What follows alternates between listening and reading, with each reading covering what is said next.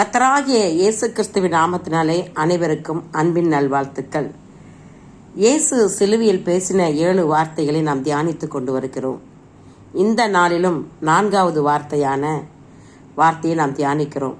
மத்தேயு 27:45 முதல் 47 வரை. 6ஆம் மணி நேரம் முதல் 9ஆம் மணி நேரம் வரைக்கும் பூமி எங்கும் அந்தகாரம் உண்டாயிற்று. 9ஆம் மணி நேரத்திலே இயேசு ஏழு ஏழு லாமா சபக்தானி என்று மிகுந்த சத்தமிட்டு கூப்பிட்டார். அதற்கு என் தேவனே, என் தேவனே, ஏன் என்னை கைவிட்டீர் என்று அர்த்தமாம். அங்கே நின்றவர்கள் சிலர் அதை கேட்டபொழுது, இவன் எலியாவை கூப்பிடுகிறான் என்றார்கள். இங்கே பாருங்க, இயேசு இங்கே பேசின வார்த்தை எபிரேயமும் அல்ல, கிரேக்கமும் அல்ல, அராமிக் மொழியிலே அவர் பேசுகிறார். ஏழு ஏழு லாமா சபக்தானி. சங்கீதக்காரன் 22வது அதிகாரத்திலே என்ன சொல்லுகிறான்? என் தேவனே, என் தேவனே, ஏன் என்னை கைவிட்டீர்? பெரும் பாடு வழியாய் செல்லும் போது, பெரும் உபத்திரத்தின் வழியாய் செல்லும் போது நாமும் அப்படியே சொல்லுகிறோம். அதே போல் அந்த சங்கீதக்காரன் சொல்லுகிறான்.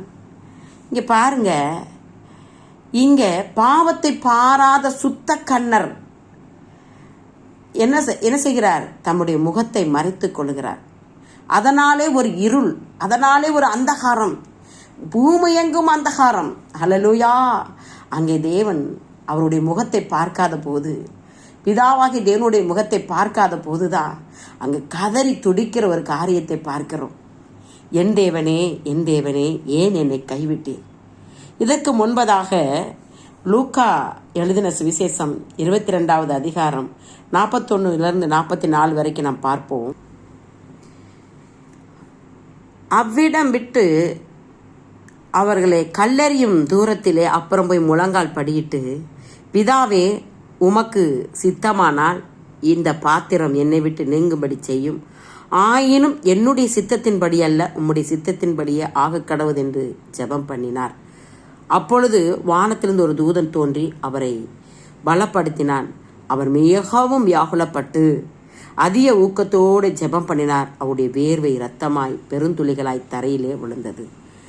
அவருடைய வேர்வை இரத்தத்தின் பெருந்துளிகளாய் தரையிலே விழுந்தது. அல்லேலூயா! எவ்வளவு வியாகுலப்பட்டிருந்தார். இங்கே சிலுவையிலும் அதே ஒரு வியாகுலம், மிகுந்த உபத்திரவம். அல்லேலூயா!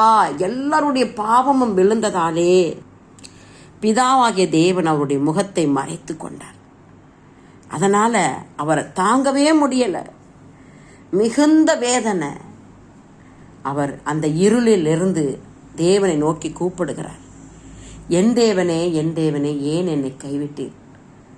ஆதியாகமம் 22வது அதிகாரத்திலே ஈசாக்கை பலி செலுத்த ஆபிரகாம் அவனை பலிபீடத்தில் வைத்து அவன் கத்தியை ஓங்கின போது பிதாவாகிய தேவன் என்ன செய்கிறார்? ஆபிரகாமே, பிள்ளையாண்டான் மேல் கை போடாதே. ஆபிரகாம் பிள்ளையாண்டான் மேல் கை போடாதே என்று தடை பண்ணுகிறார். இங்கே இயேசு சிலுவையிலே கதறுகிறார். பாவத்தை பாராத சுத்த கண்ணர் அவருடைய முகத்தை மறைத்து கொண்டதாலே அங்கே கதறுகிற ஒரு சூழ்நிலையை பார்க்கிறோம். ஆம் அன்பானவர்களே, எல்லாருடைய பாவத்திற்காக அவர் அங்கே சிலுவையிலே ஒப்பு கொடுக்கப்படுகிறார். பிதா என்ன செய்கிறார்? தம்முடைய முகத்தை மறைத்துக் கொள்கிறார். காரணம், எல்லாருடைய பாவம் அவர் மேல் விழுந்திருக்கிறது. ஒரே பரிதவிப்பு, ஏக்கம். ஆண்டவர், ஏன் என்னை கைவிட்டீர்? ஏன் என்னை மறந்து விட்டீர் என்று சொல்லி கதறுகிற ஒரு சூழ்நிலையை பார்க்கிறோம். நமக்காக, உங்களுக்காக, எனக்காக அவர் பரிகாரி, அவர் பலியான தேவன்.